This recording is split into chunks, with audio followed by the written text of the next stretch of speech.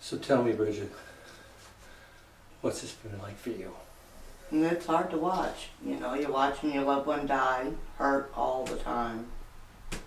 You know, they get angry because they know that they used to be able to do this, that, and the other thing, but now they can't. Because, I mean, they get worn out. You know, we nip at each other because the stress levels are just so high, you know. And it just, you know, all I do usually tell them is you need to medicate. You know, sit down, relax. You know, you're doing too much because he doesn't want to die. You know, so he's constantly trying to do things that he really can't, which causes more pain. And he's an active person. He likes to be active. Yeah, he's actually overactive. He's hyperactive. You know, he's been diagnosed since he was a little boy with hyperactivity. You know, so it's really extremely hard to watch a man that went from working 18 hours a day plus all the other stuff he does down to, well, I mean, we got a blow up mattress in the living room just so he can still be a part of it because it wears him out. You know, an hour of activity wipes him out for 2-3 hours. He's got to take a nap, he's got to lay down. You know, and then if he's got to take pharmaceuticals, he gets sick on them, which causes a whole nother set of problems, which starts another regimen of other medications to cure the side effects of the other pharmaceuticals. So it's just a constant buildup of more and more. You know, and with medical cannabis, he can do a couple dropperfuls of his hash oil and he can get the same thing he gets from morphine without the constipation, upset stomach, you know, or just being whacked out, you know, because it just kind of gets you out there. You can't be driving around that messed up on pharmaceuticals.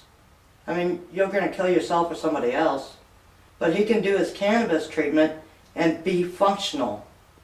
And he's grounded in reality of what's really going on around us, you know. Because, I mean, I've seen him so wasted on pharmaceuticals, like the last time he was in the hospital with that surgery. He was on fentanyl, which is 500 times more potent than morphine. And he's got his IVs lying, he's stretching out. And it's like, what are you doing? And he has no clue as to what. He's not even there. You know, it's like watching a robot, you know, that's a human with no brain cells at all. You know, it's totally ridiculous. I wouldn't think of leaving my granddaughter with him if he's on pharmaceuticals, because what if he forgets, you know? Oh, I forgot I left her outside, you know? Exactly. I mean, that's dangerous, you know? Well, so tell me, Bridget, what is a normal day right now for you as a caregiver? What's involved in that, taking care of Ryan? I'll get up, and depending on his state of mind, if he's hurting real bad, it's usually give me medicine, you know? He's feeling the pain. Yeah, if he's hurting, and you know, I don't want him to be in pain, you know? And it's like, well, why don't you smoke a little bit, medicate, have some breakfast? Because, I mean, I realize you hurt and you want it to go away, but that morphine, if that's the first thing you want, before you eat, it's going to mess up your stomach. So, you know, you're trying to get him comforted and something for him to eat. And it's like, you know, medicate, you can eat, you know, and then we'll go from there. You know, and then he'll do a couple dropperfuls of his oil, and then he can kick back and relax and, you know, let me get a few things done. Because, I mean, you can't always get up every 15 minutes and get yourself a drink, because his leg is really just messed up with that cancer. You know, I mean, it's horrible. You know, and the way it messes with their minds messes with your mind. You know, because you're concerned, I don't want to give them too much pharmaceuticals because that'll kill you. You know, overdosing. But it's really hard to look at somebody that you love and say, can you hurt just a little longer? You know? I mean, it's like, what happens if the cops were to kick in our door because he was medicating with cannabis? If they was to put him in any kind of jail time, he would die. That would be a life sentence to him. You know, and it is not fair. You know, and it seems like the only time they care is if it touches them. You know, if it's the lawmakers that have to look at their loved ones hurting, and they got a choice of either having them there in reality without the pharmaceuticals, they're going to say, well, what about this cannabis? You know, then they say, oh, well, maybe. You know, well, I got to do it right now. You know, my husband needs it. You know, I mean, put me in jail if you got to, but that's ridiculous. Because all I'm doing is trying to keep my loved one alive, and actually not just alive, but here with me. Not so weighed up that he doesn't know what's going on. I mean, that ain't being here with me. You know, if he's spaced out on a bunch of pain pills and, you know, all that, you know, but he can medicate with cannabis and we're still a family. He's still here with me. You know, it's very difficult. It's very difficult. You know, it's like when he, if he medicates with pharmaceuticals, he basically just lays down.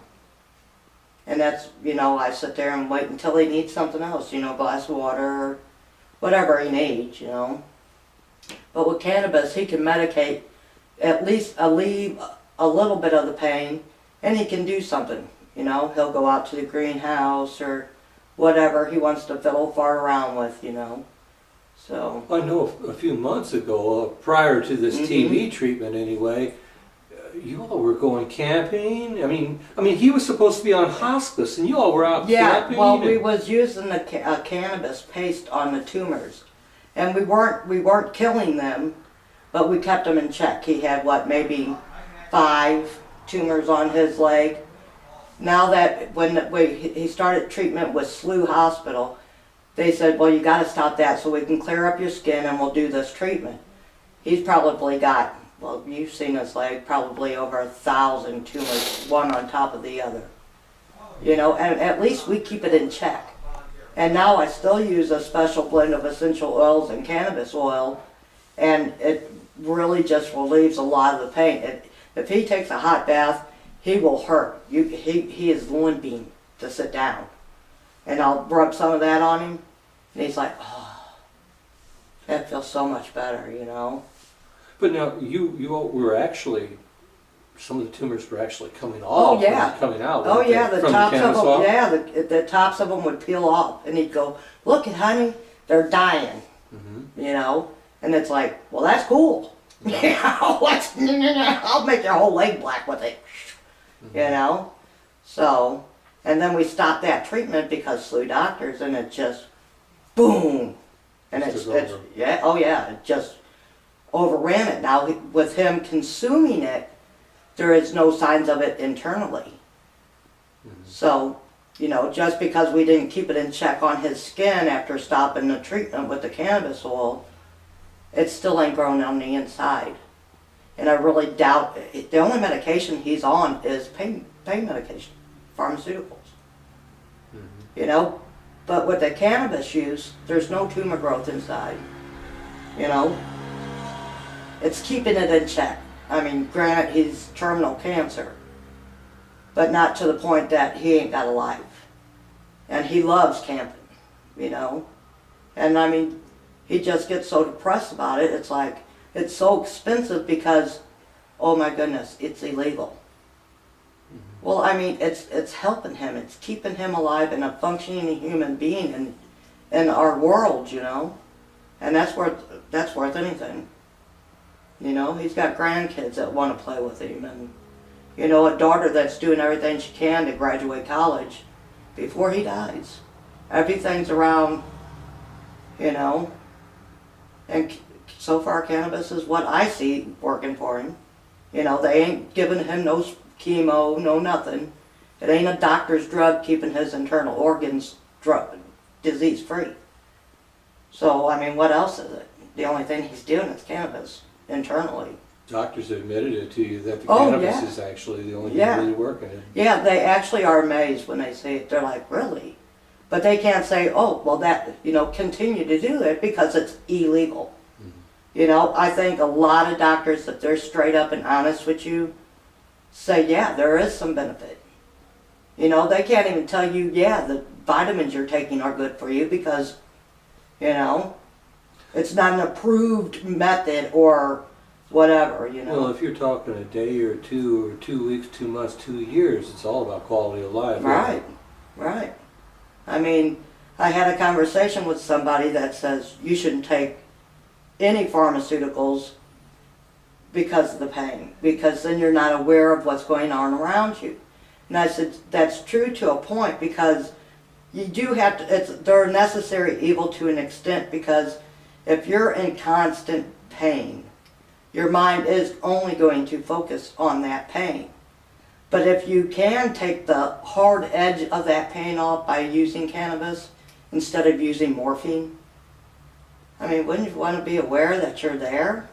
When it, you can't have a life if your brain is constantly going, ow, And with cannabis, it goes, okay, I can at least, and be, with you. I can still wake up and have a conversation with my wife or my husband or, I've seen a lot of people do it, and it's like, that's ridiculous.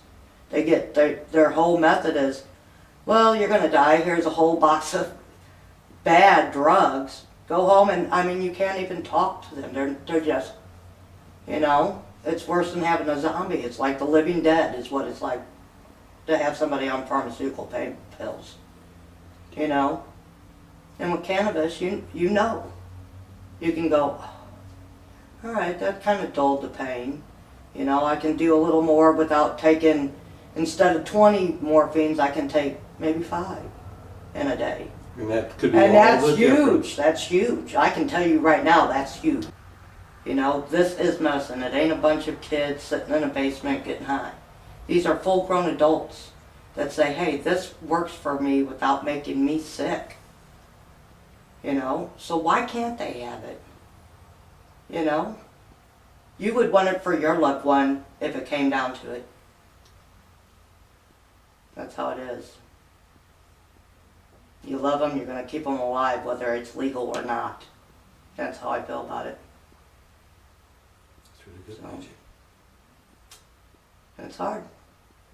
I know this is really hard for you to sit and do this interview with me, but I appreciate it. No, it's something I need to do because it's important. It's not just my husband. It's a whole lot of people out there.